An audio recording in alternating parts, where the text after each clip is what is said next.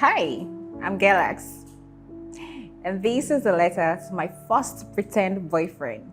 Or should I call you pseudo boyfriend? You know, the same thing.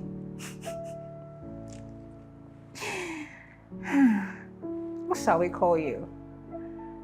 I would name you Angel. After my first boyfriend and the breakup, I decided I didn't want to be in a relationship for the next 4 years at least. Don't mind me, there was no reason for it. I just needed to heal because, like I said, I really loved him and I thought that we're going to end up together. So I needed to mourn the loss. You were a family friend to my friend, or you are a family friend to my friend. And I think you've seen my pictures on our status and you indicated interest in me. We got talking. You were in a private school and I was in OAU. You wanted to date me so badly, and it just didn't make sense that I was saying no, not because I didn't like you, but because I told myself, I promised myself I wasn't going to be in another relationship for so years. So I can understand why you were very persistent. And you would come from your school. I mean, private universities are like glorified secondary schools. So it was a big deal that you would try to get out of school to come see me, and I was still saying no. Then you made a proposition. Date me for 2 weeks, and I'll convince you to make me your real boyfriend. Me. Proper Igiti girl. That I knew nothing was going to happen. But I was just like, you know what, life is for the living. Why not? So we went on this 2 weeks journey. It was good. Morning, afternoon, night. It was good to have someone who actually cared about you, cared to know what I was going through, you know, talk to, laugh with, and all the shebang relationship people do.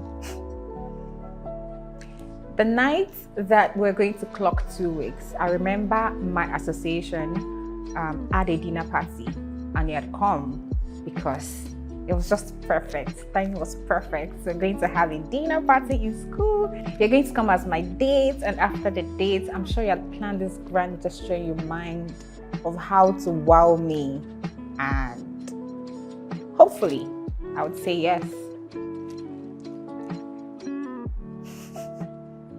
Beautiful event. I was the president of my association, so I had a lot of responsibilities, even though I slayed as always, but I was just up and down. I must have been wearing slippers that night. And you were there as the supportive boyfriend. Before I asked for something, you did it. You came before I called. You were there, you preempted, you did everything. My God, that I pray for in a man right now. God, please, is this a punishment?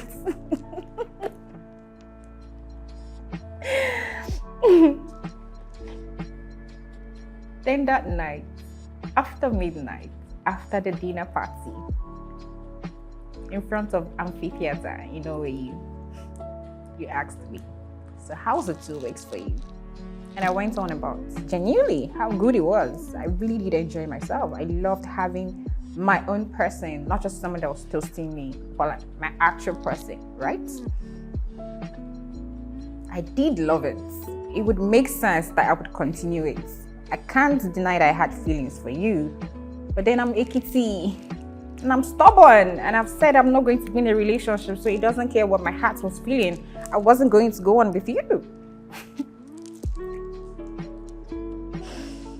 The look on your face that night when I told you that as marvelous, as amazing, as exciting as it was, I wasn't going to go on with you. My heart broke into pieces. Just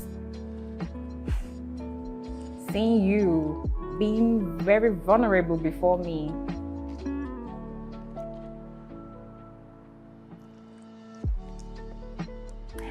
About 5 years later, maybe 5 or 6 years later, I just moved to Lagos and I stumbled into you at a film festival. Yeah. And just in that moment, in that room, I think it was a Victor Sanchez class, when my eyes met yours, I literally felt the electricity course through my body. And I was just like, oh my God. You know, in all those years after school, you would always check on me and say, how are you? How are you feeling? I just wanted to know that I still like you. And I just thought, that wasn't real. It couldn't be, right? But in that moment, at our film festival, I felt, yeah, this is gonna be my man, you know. Then we started talking. And then I started catching feelings for you. Turning tables, right? Gosh. Then I asked you out. Then you said no. Then I felt what you must have felt back then. Then I begged. I begged you to consider me. Even though you had just had your heart broken, I felt my love could heal you.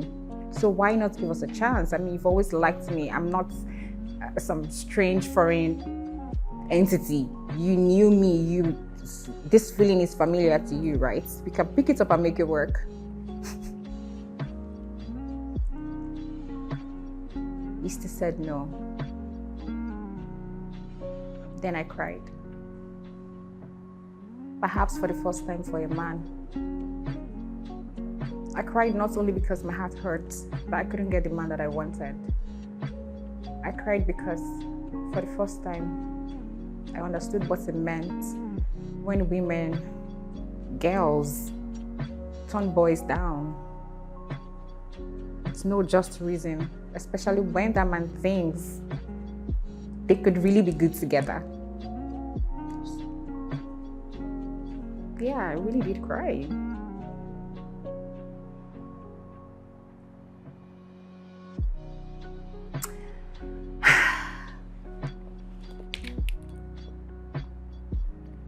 I'm writing this letter to you to say thank you,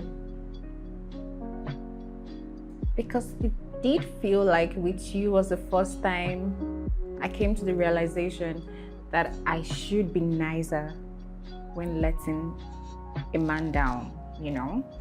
Say, if I do not want to be in a relationship with you genuinely for whatever reason, I have to be more considerate and not just think about my feelings and my thoughts and my perspective only, but to consider you as well.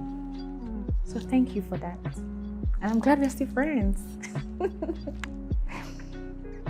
From your once upon a time, never happened girlfriend,